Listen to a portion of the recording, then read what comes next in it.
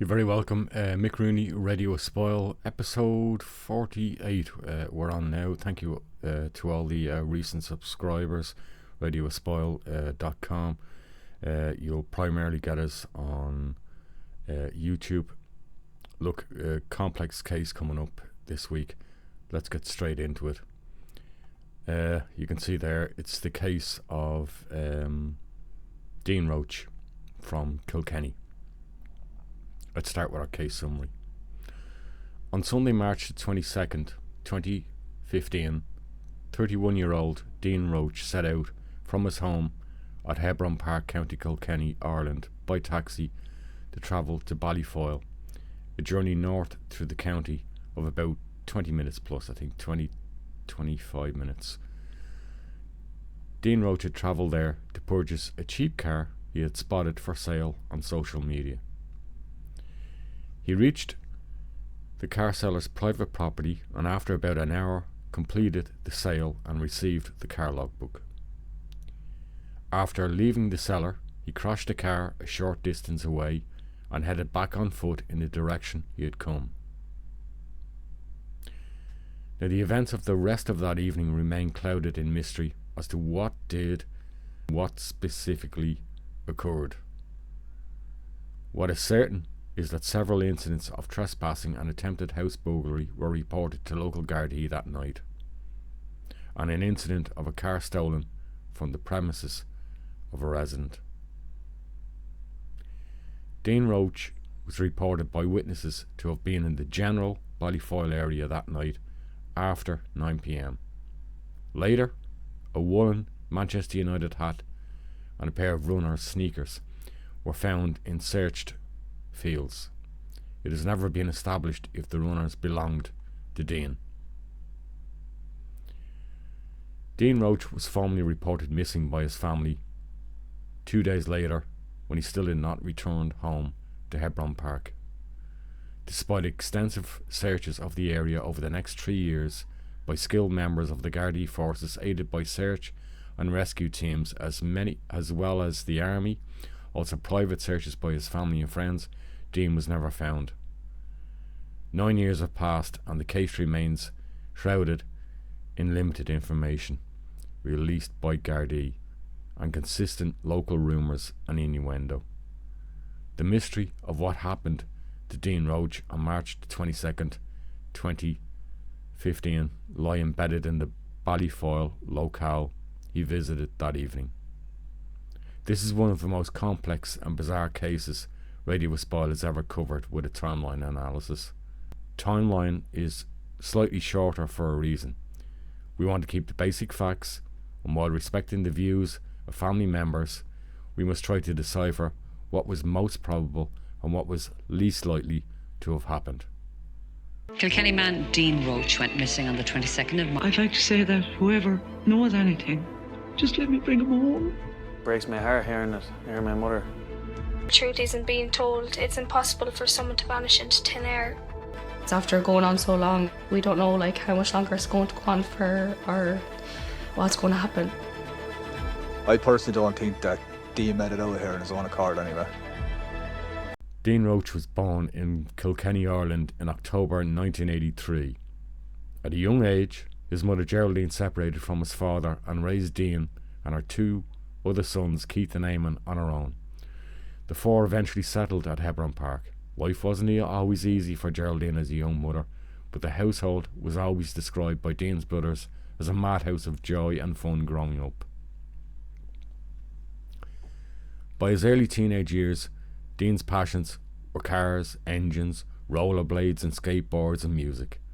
He attended school at St. John's Primary and later the local CBS secondary school. Growing up, his closest friend was Damien Hipwell. Damien fondly remembers the Roche household as a place Dean and his other friends would all gather and hang out.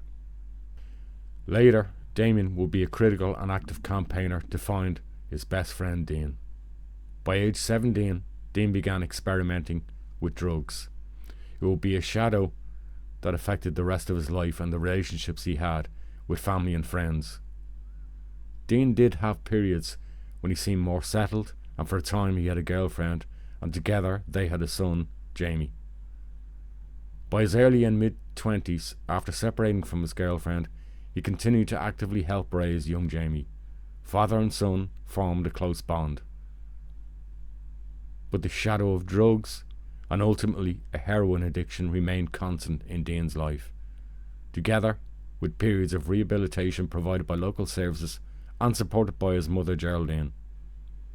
By his mid-20s, Dean was well known to local Gardai as a petty criminal.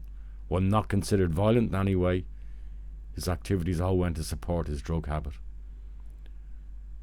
Dean Roche was not in any way a person who went out to deliberately hurt or cause harm to other people, but his drug habit had by now taken over his life. Let's go to the timeline, and we're going to be joined as always by Kieran McConnell. We're on to our timeline now. Kieran is just joining us. Kieran from Irish Cold Cases, Ireland's Vanishing Triangle.com. Again, as always, see the description for this video if you want to visit his websites and social media. Kieran, before we get straight into that timeline, just straight early impressions of this case. Yeah, thanks for having us on this case, Mick, because it's a very interesting case. I remember following it from the start, and like fair play to his friends and family, like, because they've really kept this one in the news and they've done some excellent work. But it's one of these cases, like, you know, a lot of the cases we cover, and a lot of the theories are a bit kind of crazy, but in this one, there's at least three, I would think, that have like very good substance behind them. Like, you know, there's very little proof of what actually did happen to Dean. Yeah. I think we'll kind of go into that more in our deeper analysis much later on. I don't know how long this is going to go on for. I suspect we're in for a good 90 minutes, 100-minute case here. I think there's a lot in this, we'll get into it, but I think when we get later into our analysis, I think there's probably at the core of this about three possibilities to examine. Prepare the case summary, the case background, and onto our timeline. So, the weekend Dean went missing, he had an upcoming court appearance that following Tuesday, March 24th, 2015 in Kilkenny. As so many times before, Geraldine, his mother, had given Dean cash in recent days. He had access to €900 on the day of his disappearance. We can't be certain how much of that money he was carrying with him. Now, we are not here to argue moral judgments, only deal with the limited facts of what happened on the day of his disappearance and the evening in question. Geraldine has always been brutally honest about the life she lived with her son Dean. This particular area of the timeline is not a place for whys and what you or anyone else would have done in such circumstances. Let's leave that to our conclusions. I don't think anybody can judge. Yeah, nobody can judge Geraldine on this, like, you know. No, or Dean himself. No one. Let's not judge anyone. Oh no, that's why I'm happy to cover it, because everybody deserves to be, like, whatever Dean done, it's nothing compared to what his demise was. Like, you know, nobody in the world deserves anything like this. But I would say about Geraldine, like, at the end of the day, like, I think Dean, he began taking heroin at 17. And he was still alive at 31. We're not certain when he developed the hair. We know he dabbled and got involved in drugs around 17, 18 at a relatively young age, just after school. When the actual heroin addiction itself, it sounds like it was a few years later, so into his early mid 20s is when the drug really got hold of him. Yeah. Okay, so again, arguments of morality here. I'm not going to alter reality and what did occur. We're here to deal with what did occur and what is possible. So on March the 22nd, 2015. At some point during this Sunday, Dean made contact with the seller of a car he had seen through an advert on social media. He informed his mother that he was leaving for a short time to purchase a cheap runaround Mitsubishi Lancer for €200 in the Ballyfoyle area, north of their home in Hebron Park. Dean contacted a local taxi company and driver to pick him up from the housing estate where he lived. He assured his mother he would not be too long and would be back that evening. She expressed concerns to him that he would need to be taxed and insured in the car and have the money for it. There is a map there, don't worry, I'll put in an insert so you can look at it clearly. Ballyfoyle at the very top, Hebron Park at the very bottom. It's an extensive rural area that we're going to be dealing with in this episode.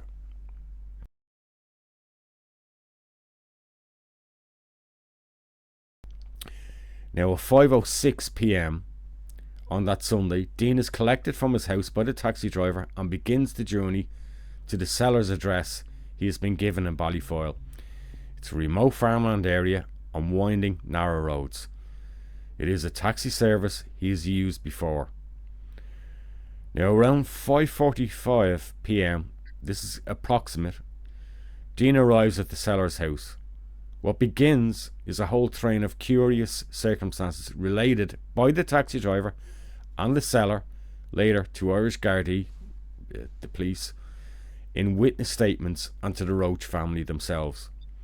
Dean informs the taxi driver that he doesn't have the full fare and the seller offers to pay it instead. This is despite the fact that Dean will pay the seller an hour later or more the €200 for a car sale and is understood to be carrying all or a substantial part of the remaining €900 from his mother. I should qualify, we know from Gardai files that there was no activity on his account after this day, so no, he wasn't withdrawing money or anything that day. If he had money on him, it was in cash. Go on, Karen. He was just being cheeky to see if your mum would pay the fare, like, you know. Yeah, it sounds an odd kind of thing that someone you're about to cut a deal with for a cheap €200 car. I mean, let's face it, you're buying a €200 car. There ain't much room or wriggle room really to get the car for much cheaper. No. Do you know what I mean? So it does seem odd to me that he would pull a stunt like that. Oh, I only came with the €200. Yeah, but you came in a taxi. So how did you pay for the taxi? And okay, you want me to pay for it? Yeah, the whole thing sounds very odd. And I don't know how I would feel as a seller of a car for €200. I wouldn't be into much bargaining down of that €200. Maybe a tenner, maybe 20 quid. And now I have to pay for your taxi here. Yeah, but if the taxi's 20 quid, it's a massive percentage of the price of the car. Yeah, it's like quid. you know. If you were selling a car for, let's say, $2,000, and somebody arrives at your doorstep after contacting you and say, I'll buy that car for the $2,000, and then you turn it to your doorstep and they say, cost me, I don't know, 180 or €200 to get here.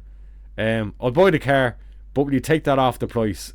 You know, and as an analogy, that's essentially what appears as claimed that happened. Yeah. But however, we can only go with what's stated in witness accounts. No.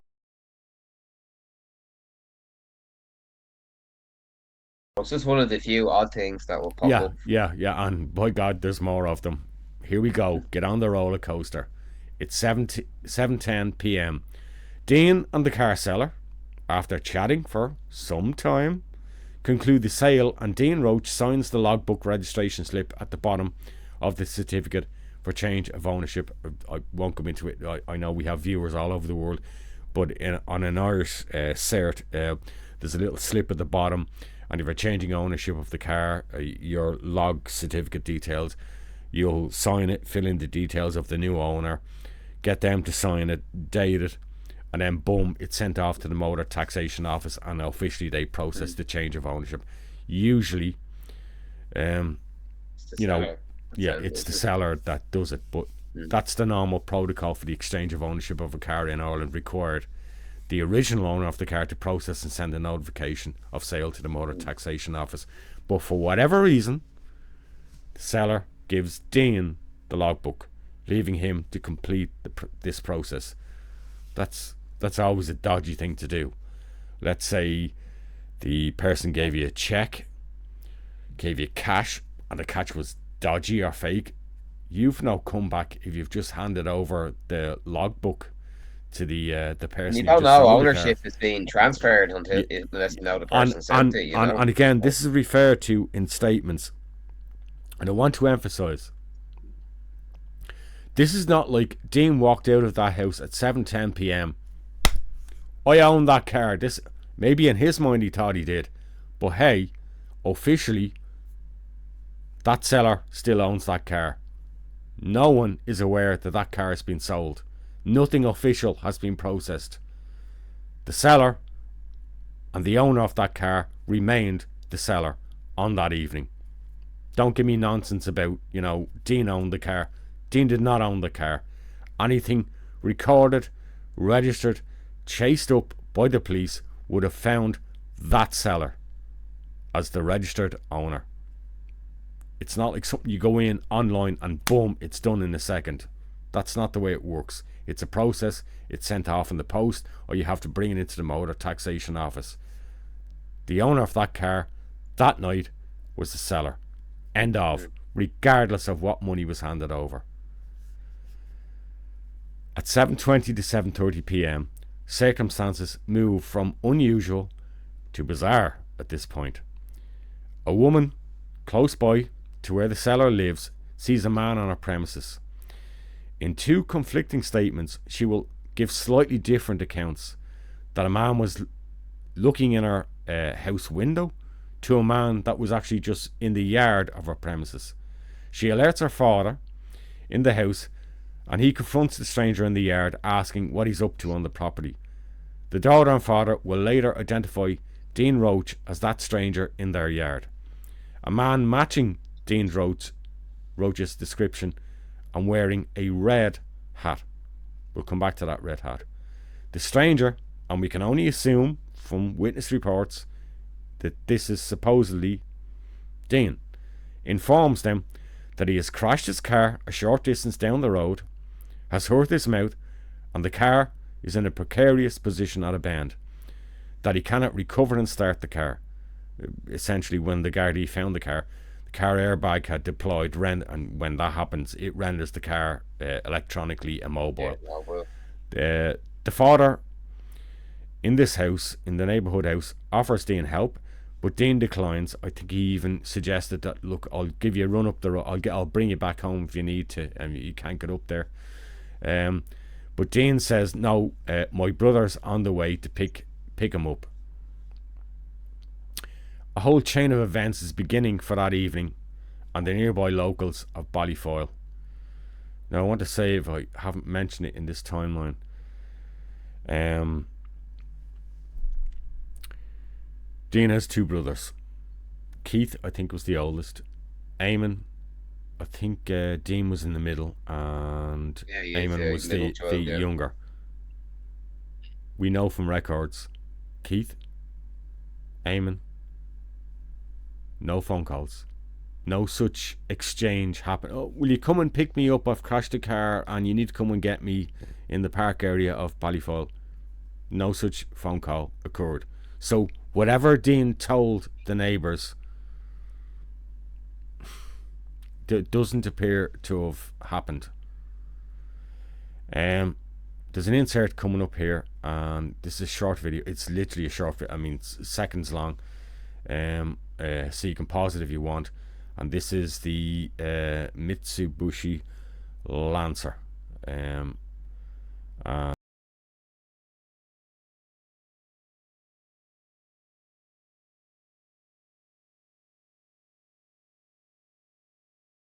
If you look at the image that you've just seen, You'll see frontal and lower damage on the left side windscreen.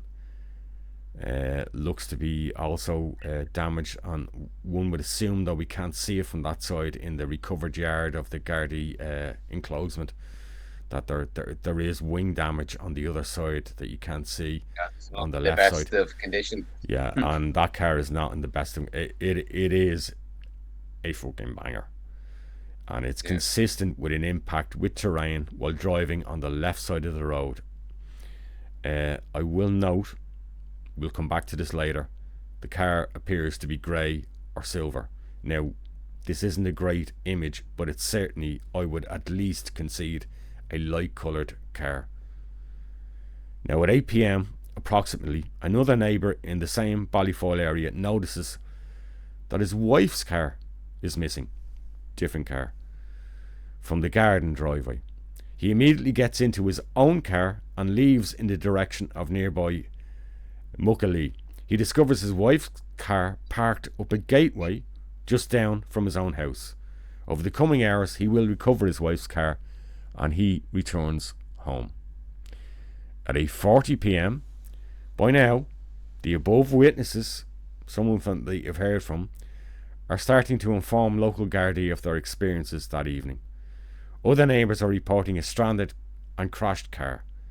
Crucially, Gardai are receiving reports of trespassers and suspected break-ins at their properties.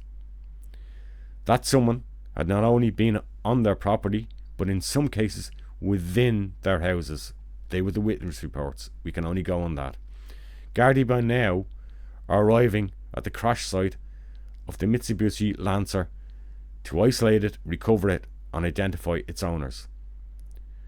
They locate a logbook in the vehicle. I believe some reports said it was in the glove compartment, some said it was on the seat. It's irrelevant, it was in the car. They locate the logbook in the vehicle and see the change of ownership details bearing Dean Roche's name and signature, and lightly dated that day, that evening. The airbag in the car was deployed, and as I said earlier, indicating the impact, but there's no sign of blood or obvious driver injury. While they don't have a driver present, they've quickly ascertained the names of the, well, we say inverted commas, previous owner, actually officially still current owner, and Dean. Dean is already well known to them due to his petty criminal past. And it continues to get even more bizarre at this stage. A witness in the same neighbourhood would state that she saw a male with a red cap crawling on the floor of her kitchen, that the back door was open and a handbag was missing. She alerts her husband, with the man in the red hat has now fled into fields outside by, I think it was the side of the house. This is the house in question. A neighbour, Maureen Dowling, witnesses a strange man leaving through her front door. She confronts him and he tells her his name is Stephen and that he has the wrong house. She reports the man was wearing a red woolly hat with droopy eyes and slurred speech.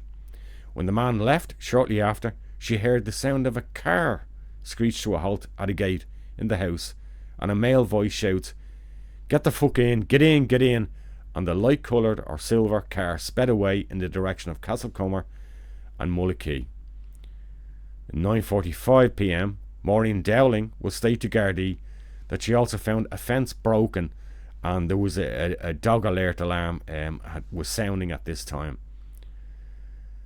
At midnight to 12 a.m, so we're into midnight into the early hours of Monday, March the 23rd, neighbours would report the finding of handbags. We're not certain, is it one or is it two handbags, and there's a bit of conflation of witness reports, and I think that seems to be a consistent pattern in some of these witness reports, stolen from their house. Throughout the night of March the 22nd and Monday 23rd, there will be considerable Gardai presence in the area. Neighbours reported checkpoints, and a number of them went out looking for an intruder. The intruder, be it Dean or not, was never found. We're going to take a video and This is Dean's closest friend, Damien Hipwell, and Damien is going to talk us through the locations, cellar, and some of the witness locations, and also the point at where approximately that car crashed around the bend. So we're going to take a look at that, and then we're going back to Kieran for his thoughts.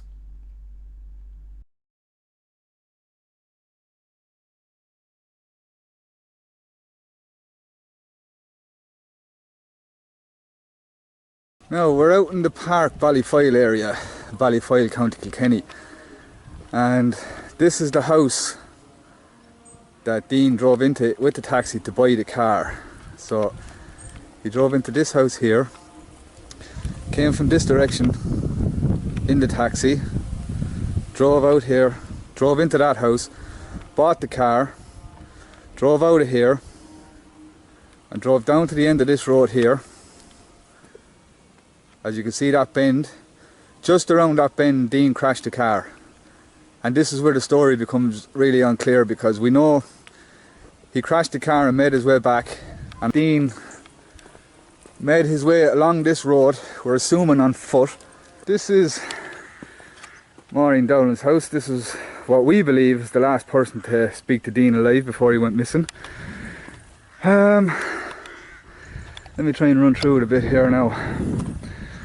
Mrs. Dowland said that on the 22nd of March, the evening Dean went missing, she either noticed some kind of noise or some kind of something. She walked over her house and she seen Dean Roche standing in the driveway. Now, according to her, she asked Dean was he okay and if he needed help, and at that stage Dean said he wasn't okay and that he did need help.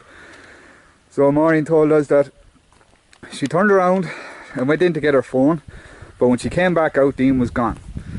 So she had assumed that he went down at the side of the house, because she could remembering hearing a faint muffled noise like somebody on a phone trying to talk, but she wasn't too sure. So she said 10 minutes after she seen Dean in the driveway. Now, bearing in mind it was dark out here, pitch black dark, 9 o'clock in the evening. It was 9 o'clock because she recalls just the news that was on. So she said about 10 minutes after she seen Dean in the driveway and he disappeared after that, she said a large silver car came down this road at speed, she said, along this road. Now, she said the car came at speed, but she was standing in her driveway, so the car must have stopped close enough, because she heard, "Get in the car, get the fuck in the car, get in, get in, get in." Now, as time went by and we explained this story to Gardai, the guards turned around and said, well, our lads were out here at that time. Well, we need to know whether it was the guards or not, because this whole thing, this could be the key to the whole thing. Even on Crime Line, when the guards did their reconstruction of, they left out the silver car. Now, we're saying this silver car could be very, very important. It could have nothing got to do with it. It could have been a car just happened to be driving by that evening. It could have been a Garda car, but because of all the strange happenings in this story, we need to know who that car was and who was in it. We need it eliminated from this story, because until it's clarified and cleared up, we'll assume that it had something got to do with Dean's disappearance. Maureen Dowland said that she assumed Dean went down the side of her house and into the fields. Now, we're just going to show you the fields that the guards have been concentrating their search efforts on, just to let you know how wide it is and how big it is.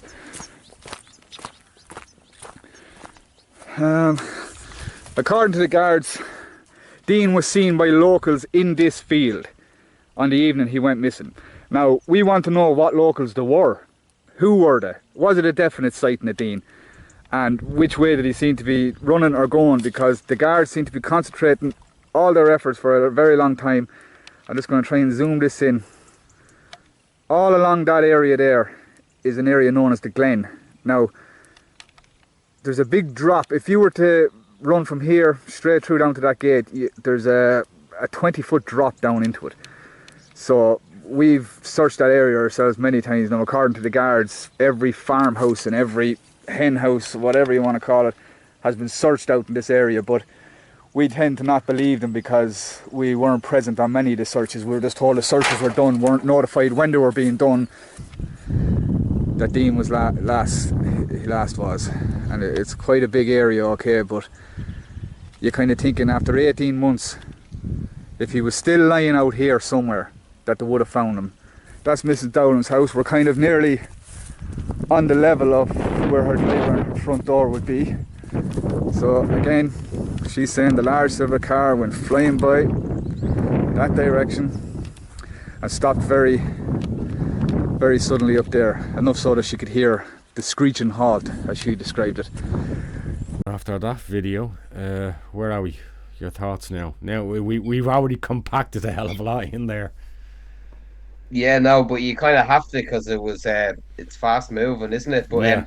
I must say, Damien Hipwell, he's very good, isn't he? Yeah. Despite being emotionally invested, like he seems to do an excellent job on the videos and all. Yeah, Really he good. has tirelessly, and he's done multiple videos. Publicly on YouTube, and also on the Dean Roche missing page as well. Go on. Yeah, but I was gonna say, like the airbag thing, like you get a fair wallop from one of them, wouldn't he? Was there any reports of him having like significant facial damage or anything like that? I know there was the lip he said was sore or whatever to the He neighbours. reported to one. I think that was that. I think was that Maureen. I think that he reported to that. Yeah. He was a bit sore. His mouth was at him, but he was fine. He was all good. I've been in a car where it goes off, the airbag, and I'll tell you two things. It's frightening. It's a little surreal, and the next thing you experience is that curious smell, and it's the smell of effectively gunpowder, which is used in some of these airbags, right. And it's a curious smell because it has to be powerful to explode and go off and inflate. And it's something that certainly would totally compass mentis. It would certainly something that would startle you you would be in partial shock for quite a while when that happens, because it's unexpected. Sorry, go on. One other thing, the person that screamed "get the fuck into the car" from the silver car. Yeah. Was there any report what type of accident they had? Was it a local accident or what? I never heard that being reported on. Sorry, what are you referring to? The accident of the No, the silver car that pulled up and yelled "get the fuck in the car." Oh yeah. Yeah, was there any report what type of accident the person had that shouted this? Well, that wasn't an accident as such. That's to the woman neighbour in question. It sounded like somebody screeched up in a hurry, hit the brakes, yelled to somebody to get in the fucking car, and then it screeched off in the direction that it was going. Not Mick. Sorry, I said accent. Accident. I beg your pardon. I thought you said I was going to say, no, there wasn't another accident. No. Was it a local accident, or there's any report on that? No, I'm not aware of any specific accent that she heard, but I would tend to think, again, we have to remember this is March. It's late March. It's already dark by 7 o'clock. This is a rural area. While yes, it's quiet, it's not an urban area.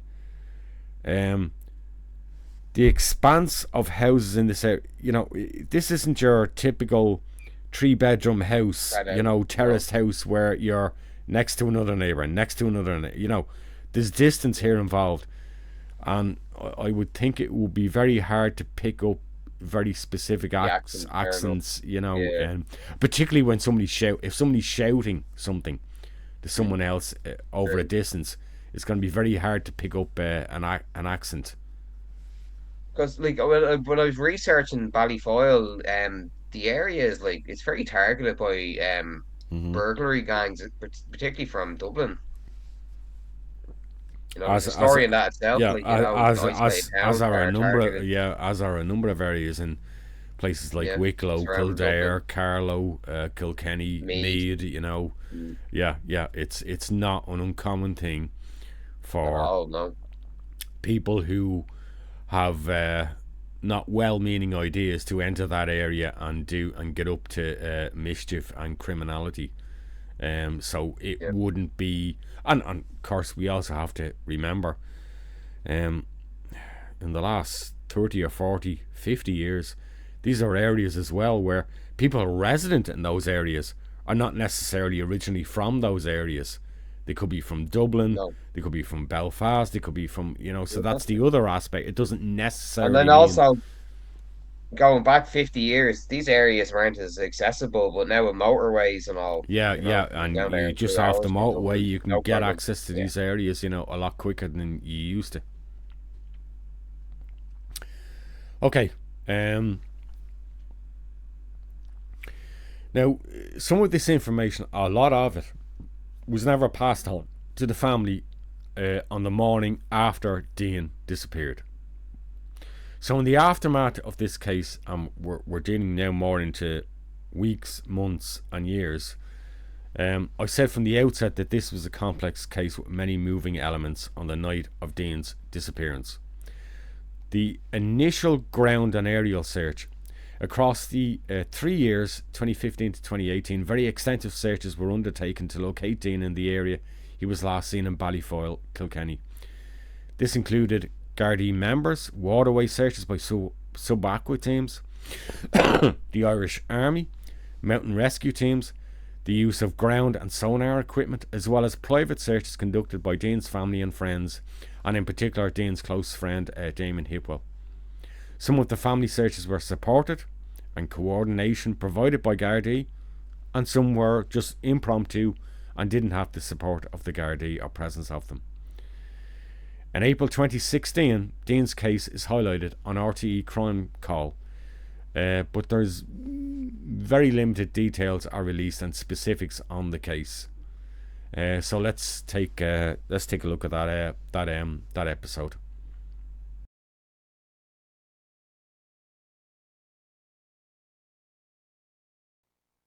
He wasn't perfect, but he was my perfect son. He had his problems. But he was always here, cracking a joke. He'd always tell me if there was a good film on, now you would like that. I live every day thinking he's going to come home. We're going to find him. Just to lay him to rest. Heartbreak. We're coming up to a year since Dean went missing. He went missing in Park Ballyfoyle sometime between 7:15 and 9 p.m. So with the aid of the Army, as we had carried out an extensive search of a particular area, we discovered a red hat similar to one which Dean would have worn. And our focus today is in that area where that was found. When he got up that day, he was talking about buying a car, and I told him, "You should go away, buy a car." And he said he was only messing. And I followed him out the back, and I said to him, "Where are you going? And how long will you be?" And he said, "I'll be back in a half an hour going in now, I won't be long." And that was the last I saw of him. We're in Park Ballyfoyle, and this is the area where Dean came. He came by taxi. He had made a prior arrangement with a local person to buy a car. He came and he bought the car approximately 6:30. And on his way back into town, he was driving on this road, and as you can see, this is quite a narrow road. And as he came around this bend here, he lost control and it ended up on the ditch here. But there's nothing to indicate that Dean was injured at this stage, because he made his way back up the road and was seen by some local people. It was cold. It was quite dark. As you can see from the train, it's quite unforgiving. This was the last sighting of him by anybody.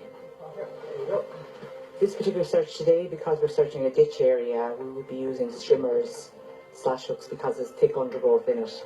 And what we would do then, we would clear the surface with using those equipment, and then we would go in with a metal detector as well. Mobile phone, money, keys, possibly jewellery as well, which the metal detector would pick up on. They're items that we would have interest in this particular case. It's just to the left here where the hat was found in the last search. Right. So we're going to go 20 feet either side of the marker, yeah. Well, I kind of had an idea Sunday night when I went to bed. I knew It's not that I knew something was wrong. I was probably in the window all night waiting for him to come home. You know, nothing would have come into my head that something bad would have happened to him. Because he's not that type of boy. We have searched the area extensively. We've had 10 wide area searches. We've had specialist dog teams. We've used the civil defence cadaver dogs. We've used our own special general purpose dogs. We've used the sub-acra in particular areas out here as well. So in addition to the wide area searches, we would have approximately 7 or 8 specialised searches. A few days after, I contacted the taxi driver and asked him to bring me on the same route that he brought Dean that day, and to speak to me as he spoke to Dean, and repeat every word that Dean said to him in the text. He said he was a brilliant human. There is no such thing as a closed case in relation to a missing person. As long as Dean remains missing, he will be part of a search effort. But it is intended to expand the search area in the coming weeks. I'd like to say that whoever knows anything, to please ring somebody anonymously or write a letter. No matter what, I'll hold no animosity towards anybody. Just let me bring him home. Joe Geraldine's upset and concern is both visible and understandable there. But there's no doubting as well the resources that have been put behind the search, and today, nothing. No, just that recent search that we conducted there, that was as a result of a find. We found a hat which was similar to one that Dean wore on the night with the assistance of the army. And despite searching that area thoroughly, we have yielded no further information or to indicate that Dean was in that particular area. Well, let's look at the area itself, because you've had reports of sightings both here and in the UK, but yes, you believe really your investigation should remain local. We're satisfied that, and to date, we've no evidence to confirm that Dean left the Ballyfoyle area. We have checked out those sightings, but at this point in time, we've no evidence to suggest that Dean has left the area. Let's look at his last known movements and how this hat comes into the investigation. Yeah, Dean purchased a car in this area, and shortly afterwards he made his way back towards Kilkenny, and unfortunately he had a traffic accident about 800 metres away. Now, he made his way back up this road here, and the last sighting of Dean would be at approximately 9 p.m. And the area where the hat was found was here. Now, if we recall, this is the 22nd of March 2015. It was very cold. The area is not very well lit, and Dean's health was compromised. And in addition to having the traffic accident,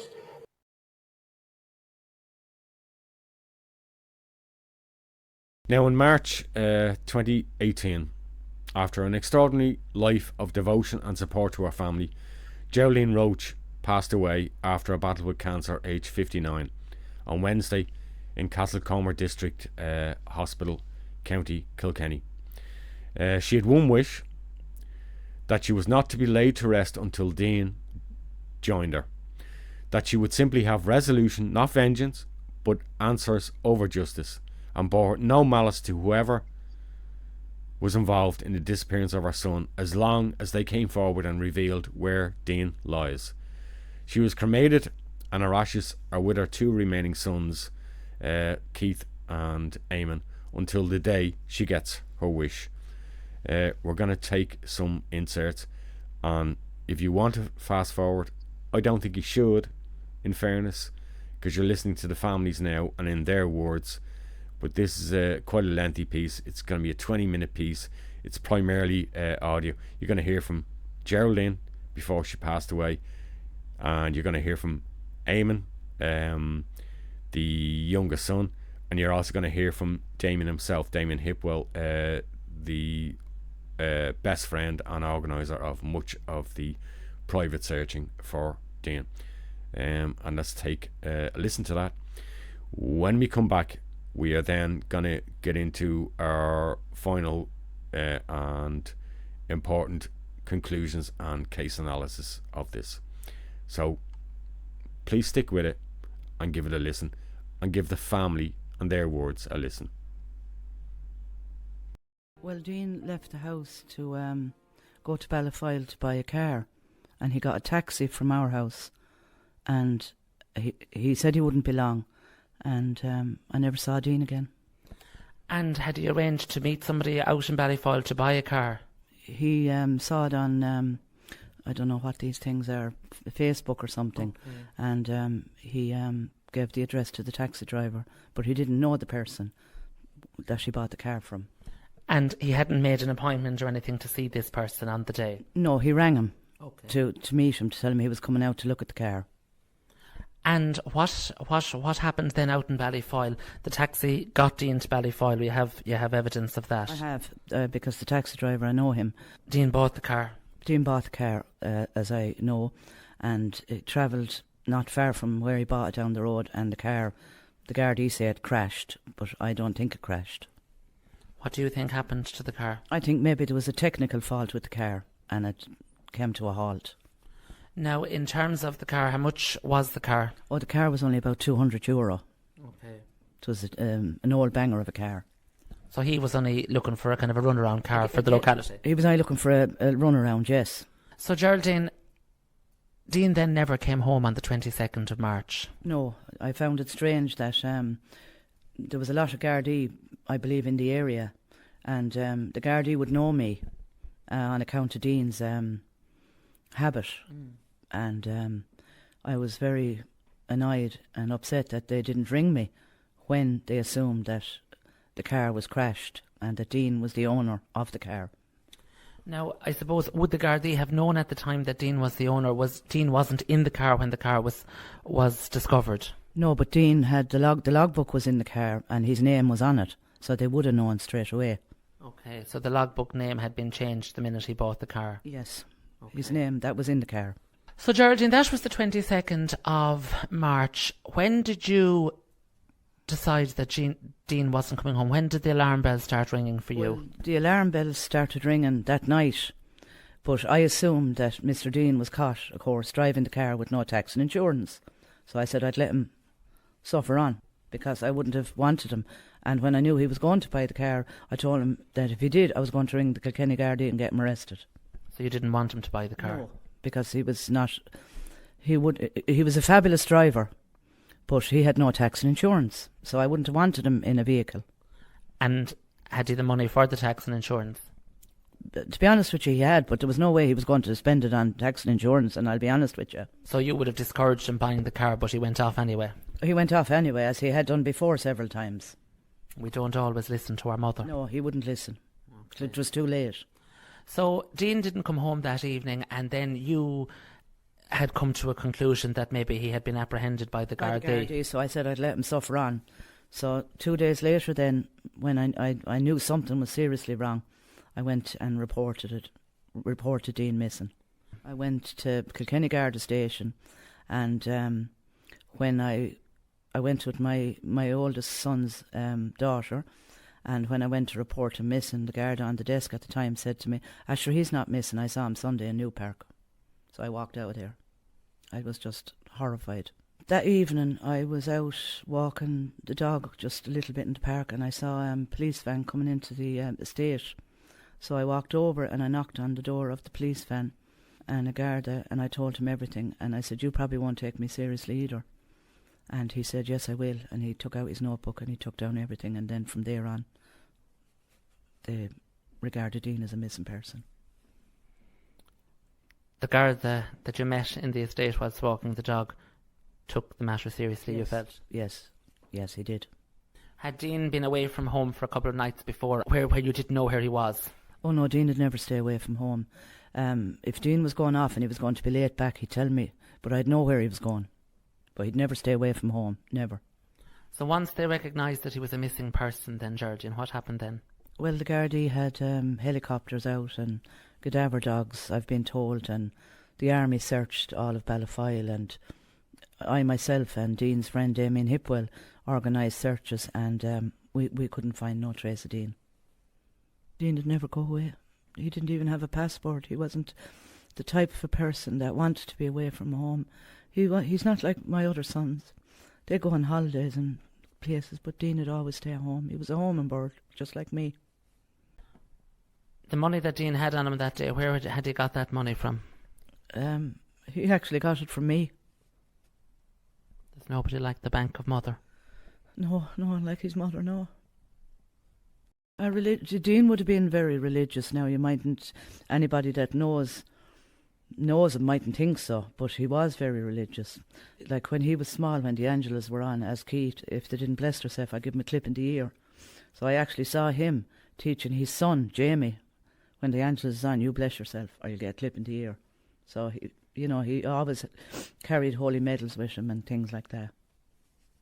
So he was religious more than the other boys.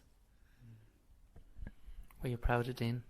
I'm proud of all my children, but Dean, I had to put more work into Dean because, as you know, my son had an addiction. Yeah, so let's talk about that, Geraldine, because I suppose that is part of the ingredients of the overall picture.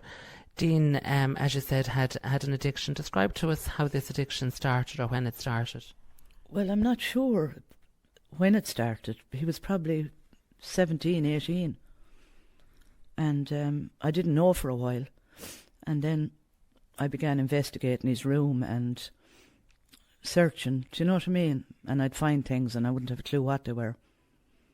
And then somebody said it to me one day.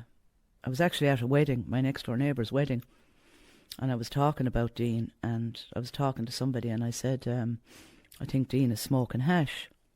And this lady turned around to me and she said, oh, he's smoking more than hash.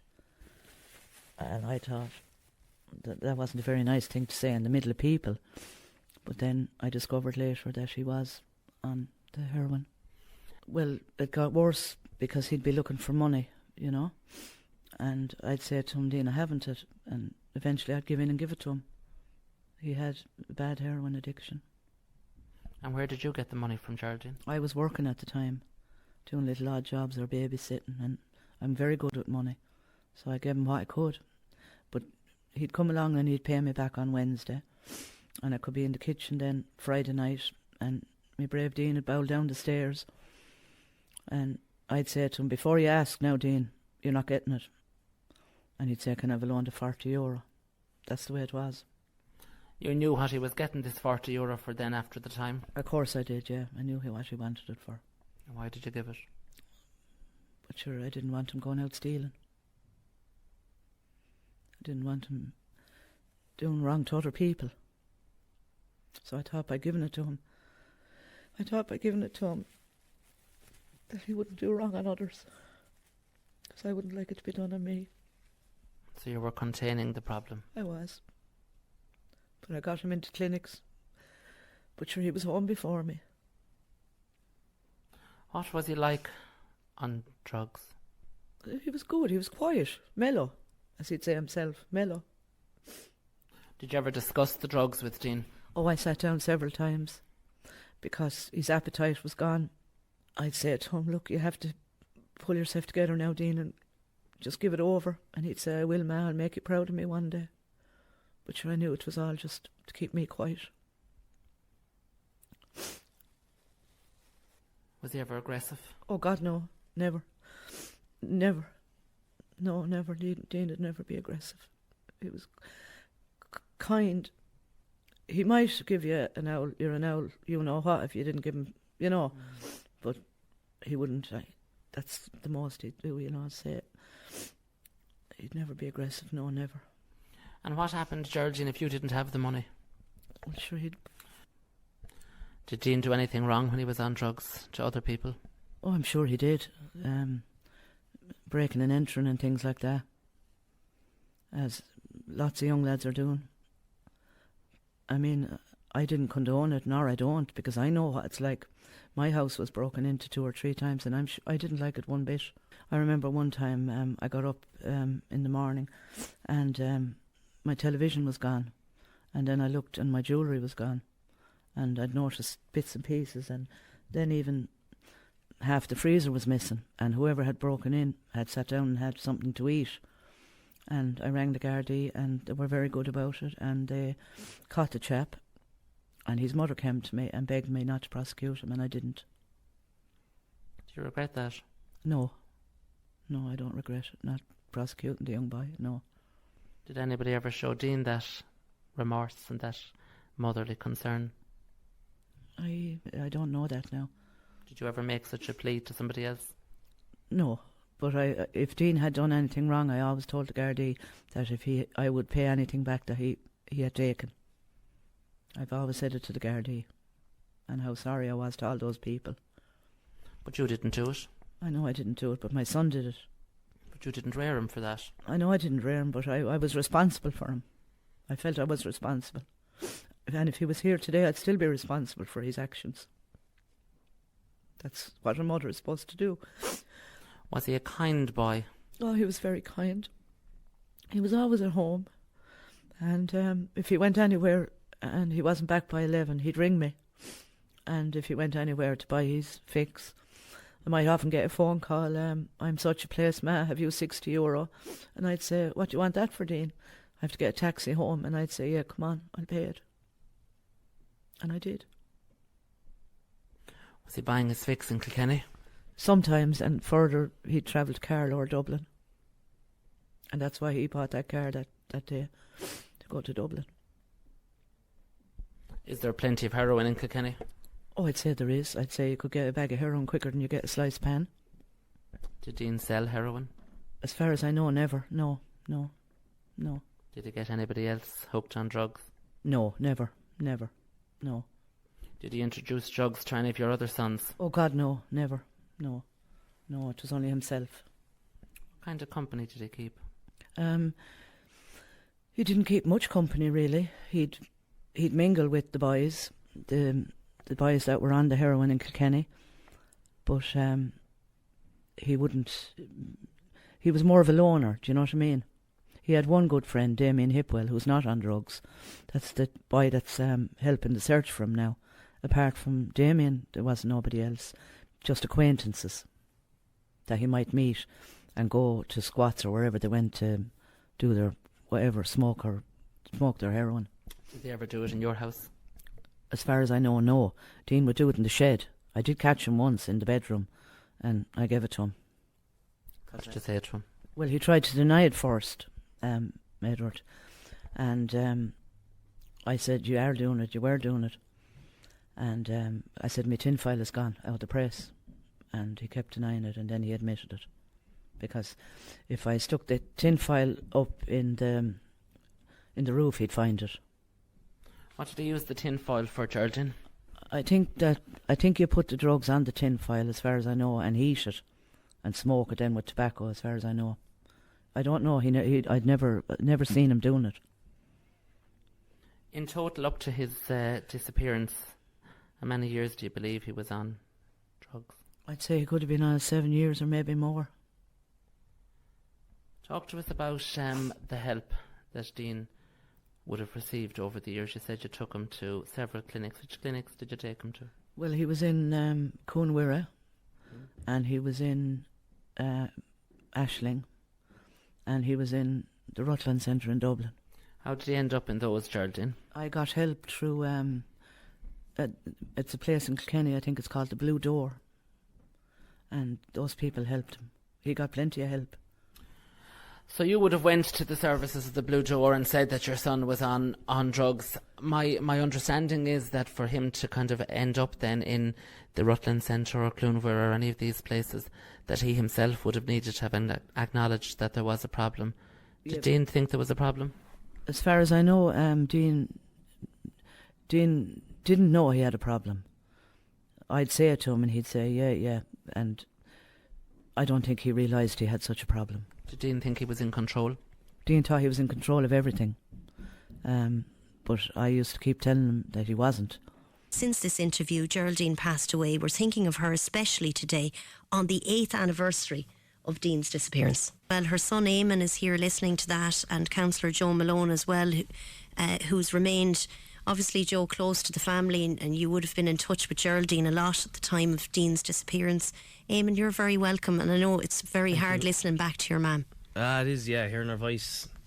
It's very tough to hear her voice online, and just to see how heartbroken she was. You can hear it in her voice there when she's, and she was going through her own sickness and difficulties at the time. So it's just hard to hear her back, obviously, And hard knowing that You still don't know what happened to No, Dean. You don't have the answers. No, 8 years on, there's nothing, not a thing, you know. So somebody out there knows something, and I'd like beg for them to come forward with just something, so I could like lay him to rest with my mother, you know. So hopefully. Geraldine was always so open about Dean's struggles, his addiction. Yeah, that's right. And you know, she didn't make any secret Dean, of that, or any apology for it. Just was so honest and gave us a snapshot into what it's like when your family is impacted by all of that. Yeah, 100%. Dean was going through some hard times, you know, and our house was crazy at home at times, you know, but it was very, like, growing up, it was very a loving family, and we had so much growing up. Best childhood ever. Wild at times, like, but it was great. But Dean, like, whatever had happened to him, he doesn't deserve this, and us not knowing, we don't deserve it, you know, and his son doesn't deserve this, definitely. Like, he's a young man now, so right, you know, like, he was a little boy when he went missing, and he's a young man now, so you're not giving up on getting those answers. We're definitely not giving up. We'll never give up, you know. So hopefully something or somebody will come forward, because somebody out there has to know something, you know. So they do know something, don't they? 100%, somebody does. And look, like my mum said there, just anything, and we won't hold any animosity. We just, if we got some answers, it would be great. Okay. We definitely need them, because I have my own children now, and they're always asking about Uncle Dean, and it's not fair, you know. And my brother Keith is absolutely heartbroken too. So I've spoken to Keith before, and the family's been devastated by this, Joe, and still not to know anything 8 years on. I know you're very in touch and have been with Gardai throughout this investigation. Dean's young lad is growing up now. He's a young man, and there's people out there, and KCLR is covered far and wide all over the world with the internet and all. And somebody somewhere might refresh something in their memory that they will come forward. And I'm here, Eamon, you're here, the Gardai, whoever. And there's ways of passing information on to people. And also at this point, I want to remember, and Geraldine mentioned him twice, and that's Damien Hippel. He was to the front of all of this, and he's the one. He's done so much for us. Yeah, definitely. Damien's done a lot. Yeah, and he's kept us going, and yourself as well. He was a close friend of mine for over 20 years, and I've been very close with Geraldine and the whole family for over 20 years, so that's why I'm involved out here and trying to find out as much as we can on their behalf, because we just feel like they're being railroaded a small bit by the guards, because it's not just a simple case of Dean coming out here to buy a car and he going missing like the guards are trying to say he did. It's everything that happened in between. And if you follow the Facebook page and the videos that I've done, everything I said, it mightn't be true, but we'd like the guards just to come out and acknowledge some of the stuff we're saying and to tell us whether it's true or it's not true. So Damien, what you've been trying to do yourself is to piece together some of the last movements of Dean and to put kind of a reconstruction together. That's it. Just over the last 2 years of the information that I've been presented with myself, from starting up the page and stuff like that, and people contacting me, and you know, there's a lot more to the story than what we're being told, and we just want to get to the bottom of it, like, you know, and then piecing together the story. And it's not just me piecing it together out of imagination. I'm getting this information from people out here in Ballyfoyle, and we just need to know what's going on out here. Have many people from Ballyfoyle and the wider area come forward and contacted you about Dean? There's been a load. Most of the information and the contact we've had with people have come from outside of Ballyfoyle, but there has been a couple of individuals here in Ballyfoyle that have been very supportive. And even a lot of the people out here in Ballyfoyle, like, I keep apologising over and over again because it feels like sometimes I'm out here and I'm intruding on their way of life and I'm pointing fingers and accusing people, but that's not the case at all. I'm just out here looking to find a friend and to help ease a family's misery that's been going through this for nearly 2 years, and we just want it over. You've searched some of the fields around here as well, Damien. There was a major Garda search some time back as well for Dean. There was a couple of big searches out here in the early stages when he went missing. They had the helicopter out here, and they had the cadaver dogs, and they had the army. They scoured the whole area that we're looking at now. Was the last known place that Dean was, has been confirmed by guards, and this whole place out here has been covered extensively, and we just can't understand, if he's here like they're saying he is, why isn't he being found? And even up to a couple of weeks ago, like I said, about being kept in the dark, we've heard that there has been searches going on out here over the past couple of weeks, and we just want to know, why aren't we being informed about these searches, and why can't we come out here and get involved in these searches? We've asked to You feel frustrated, really, that you'd like to be more involved and you'd like to be kept in the loop about what's happened. Something sinister might have happened out here. Whether, I'm not saying that Dean, whatever trouble that Dean got out here, he got himself into a bit of trouble out here. We know the guards have been alluding to the fact that there was a handbag taken over a house. Now, we've been honest from the very start, and we've said we know that Dean did, he might have done something out here. We're not hiding anything ourselves, but we just want the guards to piece together to us and give us the story. Right, he came out here and bought the car, he went to such and such a place and interfered with a house. What happened after that? Because we know that he came out here, first of all, to buy a car, and he just didn't come out here to buy a car and then go missing after. We know that something happened in between all that, and we want to know what it is, and we feel that the guards have some kind of story and inclination about what happened, but we just, and there's one story now that just keeps popping out on the top of my head, and the guards won't acknowledge that this wouldn't even happen. But the last person to see Dean Roche out here saw a silver car speed by her house 10 minutes after she seen Dean, and she heard it screeching to a halt, and she heard a commotion, like, sorry for cursing now, but she heard a commotion, like, get in the car, get the fuck in the car, get in, and she said the car drove off towards Castlecomer. Now, we're assuming that that must have had something got to do with Dean out here, because if you're looking out at this land where we are now, there's no way, how far could he have gotten without being found by now? We feel that that car might have played an important part in it, and if it didn't, we'd like the guards to come out and acknowledge. They're not even acknowledging this car happened. Even when they did their crime call reconstruction, they just never even mentioned the car, and we just find that a bit bizarre and strange. I'm determined anyway, I know there's certain other, like the Dullard family there, our thoughts are always with them, and they're very strong and brave people. They've been in contact with Geraldine an awful lot, and we sympathise with them 100%, but we don't want to be here in 20 years' time, coming out here and making a video in 20 years' time and still being none the wiser. We need, I myself anyway, will keep on going with it, whatever I have to do out here, until the guards tell us that he's not out here or he's gone somewhere else. Until then, I'll keep going and doing what I'm doing out here, and that'll be it, I suppose. Thanks very much. We're on to our conclusions and case analysis. Now, some of the following may seem brutal and unfair. You're free to disagree with our case conclusions. With every case, the wishes of the family are first and foremost. That should never be forgotten. This case is not about judging anyone.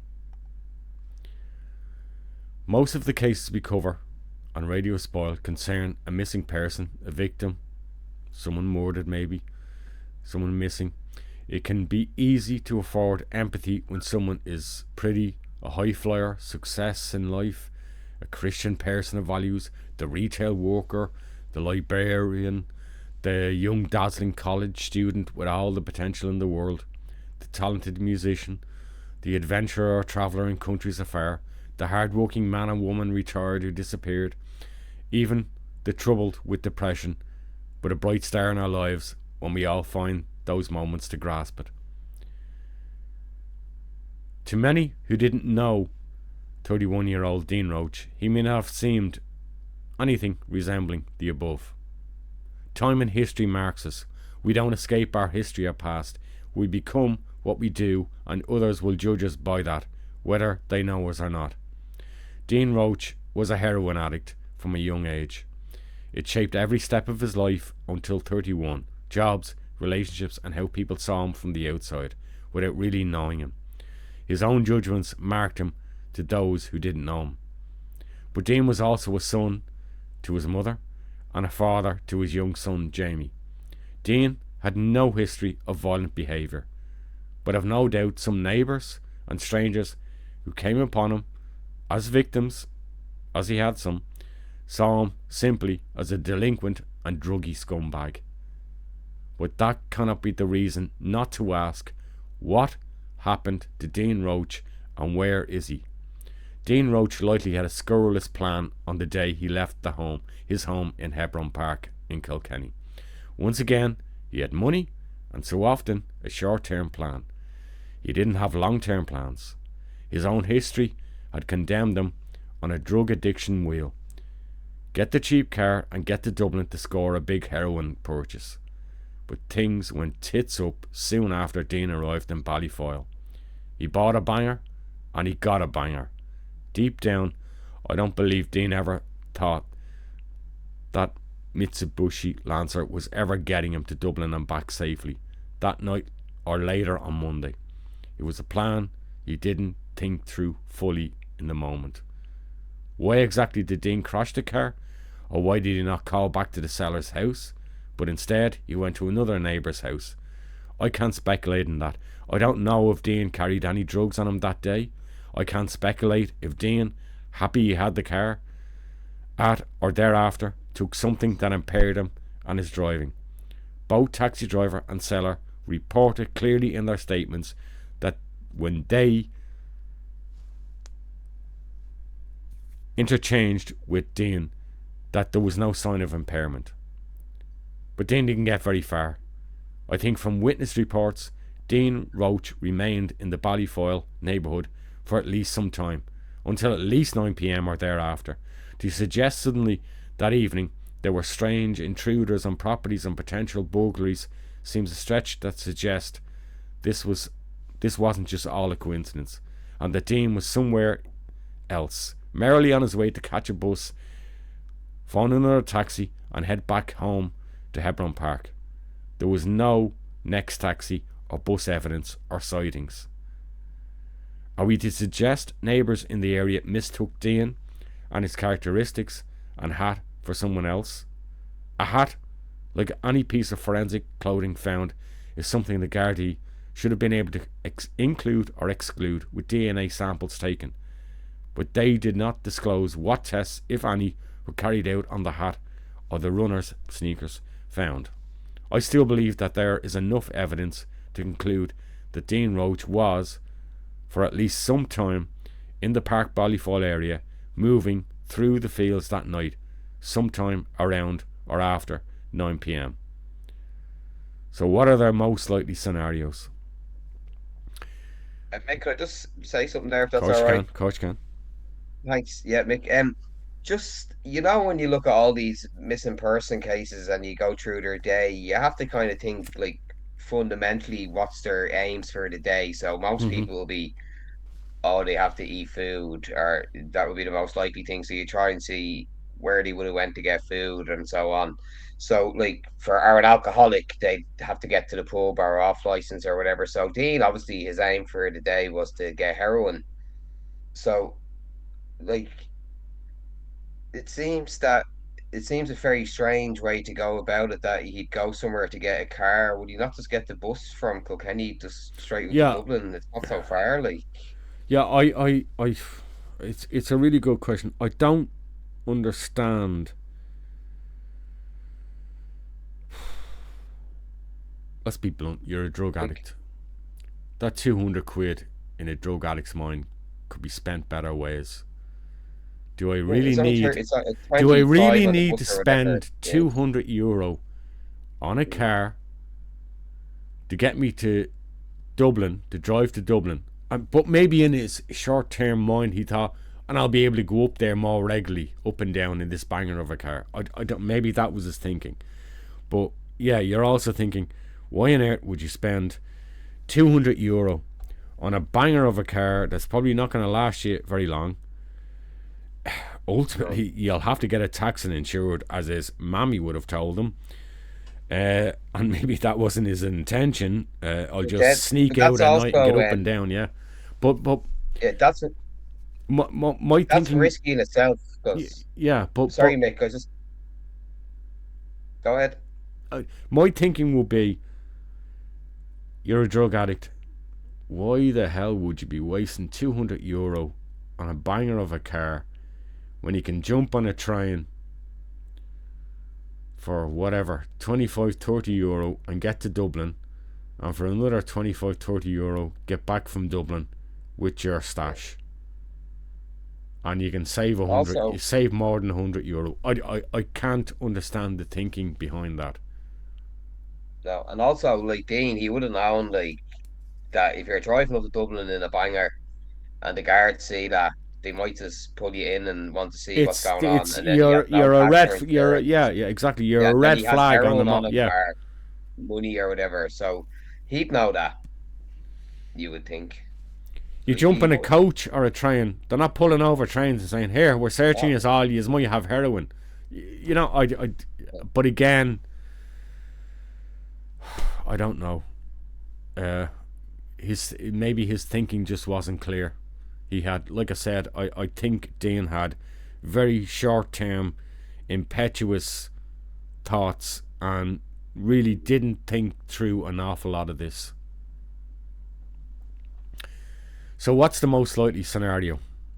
For whatever reason, Dean crashed the car. Shortly after purchase, the Gardai have been unwilling to share any analysis as to whether the car had a fault or the exact circumstances of that crash. You've seen images of the car. None of us were in the car with Dean that evening. We know it hit the roadside after leaving the seller's house, just a short distance, I think it was 800 metres, away at a bend in the road, just after a bend in the road. What we don't know is when exactly that happened, or when exactly the car was found and recovered by the Gardai. We believe it was sometime later, that it wasn't immediately, it was sometime slightly later. And we're only going on witness reports as to when specifically, how exactly soon after did that incident occur. What we do know is that the car was crashed and recovered about 100 metres from the original seller's house. It's important to note that the accident was reported to neighbours by a man in a distressed state. But oddly, we don't have a witness on the road who witnessed the accident at the time and at the precise time of the accident. So at 7:30 p.m, Dean is supposedly stranded in Ballyfoyle and things have gone pretty pear-shaped. His goal of getting to Dublin may as well have been a million miles away. He's not thinking like a reasonable adult. He's thinking like an addict with a dashed plan. It's dark on a March evening. It's late and he's in the middle of nowhere. No Dublin, no fix. And he's not about to ring Mammy at this stage, Keith or Eamon, his brothers. There's no phone record log of that happening. But Gardai have never revealed what exact electronic logs they are in possession of. His phone will remain on and hitting the same local mast for the next few hours. It will ultimately go silent by Tuesday. Again, either it was turned off or more likely it simply exhausted its battery charge. But someone, Dean or another person, is certainly making a nuisance of themselves in that area of Ballyfoyle in the darkness that night, that Sunday night. And the locals are aware and starting to get pretty pissed off. Property intrusions, cars and handbags going missing. Despite the limited pretense, and we can't talk about the active inquiry, we already know by 9 p.m, Gardai with multiple units are active and responding in the area. They had more information at their fingertips than probably most of the residents did at that stage. If, and this can only be an if, was Dean aware of the sound and occasional lights from the roads, the movement of local neighbours around, concerned and increasing Garda activity? I'm certain, as I can be in reviewing this case, by his own choosing and circumstance, Dean Roche knew he had bitten off more than he could chew that day. He may very well have circumnavigated neighbouring fields that night in the darkness. But this area at night was not one to escape without detection on the roads or serious injury in the wild brush of the glens. He either got back to the roads, risked running into angry neighbours, got picked up by the Gardai and a fair cop, or he somehow contacted someone to pick him up and get him out of the mess he got himself into. A Kilkenny native, but out of his own town and depth, as a petty criminal, he was astute enough to realise he needed any help he could get from someone he could trust. Get what you need and get the hell out of there. What happened to Dean Roche lies in that last sentence. Kieran, do you want to say anything before we move on? No, there's a lot to take in on this one. It's like, I don't want to give outright my theory, like, but no, it don't seems do to that. me On I can push on if you want to give me your final thoughts. Although that's I fine. was just gonna say, it seems to me that it could be someone in the town, like as you're saying, like he was pissing a lot of people off. Oh and by God, he tried to run. I can tell you from the witness reports, everybody wasn't happy-go-lucky that evening on that road and in that area, and we know the 3, 4, 5, 6 houses in that area, and I can guarantee you most people were talking to everybody else in those houses, and they were pretty pissed off with what was going on. So they weren't happy campers. Okay, let's move on. For all his teenage escapades and scrapes with the law, his addiction, ideas of getting to Dublin in a banger, they all went out the window that night. There was no phone home to Mammy. Caught in his own predicament, there were few choices. Take your chances in the wild and escape through the fields, somehow through unbelievably tough terrain. Head out to the road and take your chances with the neighbours or the Gardai probably picking you up. It's the point you almost want to stumble upon a sympathetic neighbour, or even take another charge on a free ride back with the Gardai to Hebron Park and to Mammy. Lots more explaining to do to her. But sure, you'll eventually get home after 24 hours, rough and cut, and another lesson learned. But Dean Roche didn't get home that night, or the following day. Again, let's be blunt. More likely, he didn't stumble upon a sympathetic neighbour or Gardai taxi home, but instead someone who didn't like a stranger from the next village operating and trespassing on their turf. And that's more where I suspect Dean Roche met his end in Ballyfoyle in March 2015. Like so many cases we deal with, someone locally knows what happened to Dean that night. But they are not talking for fear, and it's probably the same fear I suspect Dean Roche met face to face that night. Dean was a runner, he wasn't a fighter. Let's be clear, in some aspects of this case, Dean Roche did not have his passport. He didn't have one. There was no disappearing act into the night to create a new life. Dean was sharp as a petty criminal within his own patch to survive. He was no sophisticated mastermind of disappearance. His addiction shaped him. By character, Dean's nature, when off drugs, made him the most affable and easy guy you could meet. Let's not make events on March 22nd, 2015 define him as a person. Dean Roche is very likely murdered, and his case file needs to be upgraded to that status, and then the available resources fed into it. That's what his family and friends want. Kieran, as we move into our final thoughts.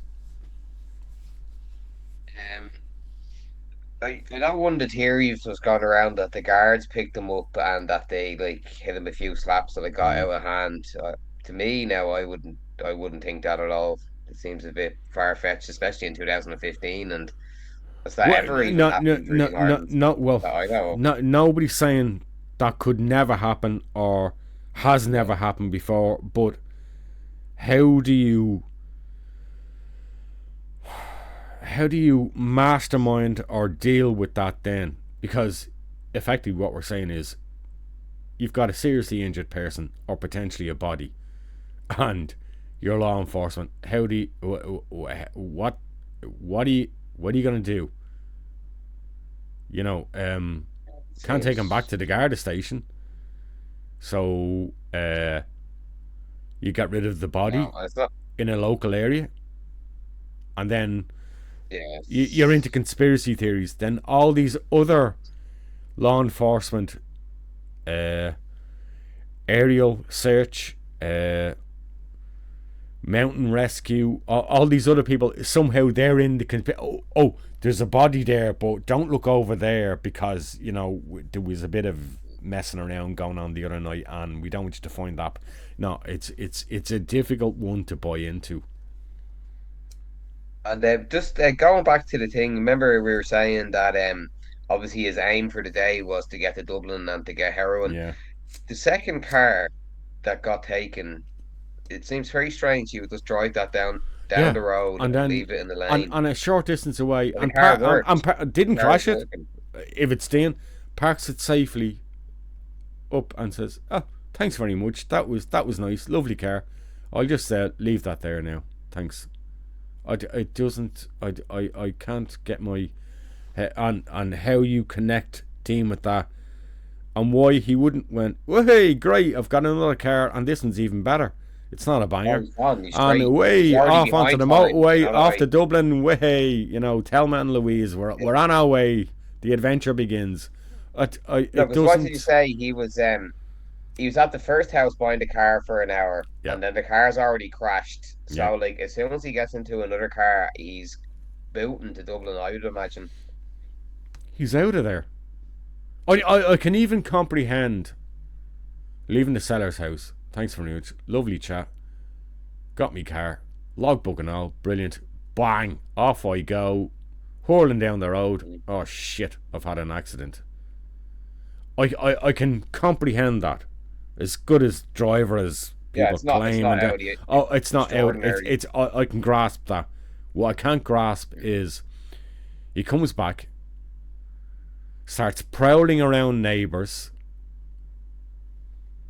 apparently in properties, stealing for what? Okay, money. But he's already got money, so he can get to Dublin anyway. But okay, maybe he's looking for more money. He needs a set of wheels. Okay, fine. Gets a set of wheels, and then promptly, carefully parks the car up the road and says, "Thanks very much, but I don't like that car actually. I think I'll just walk or get the bus." Or it just doesn't make sense. Doesn't compute. It doesn't. A lot of odd things at the start. It's another oddity in the case. I don't know, Kieran. Where do we go from here? Where are we on our final thoughts? That's my final thought is that he ran into trouble in the town. Yeah, will be my ultimate. Like, came up against someone who didn't like him there, and you're on our turf. Yeah. You've pissed too many people off, son.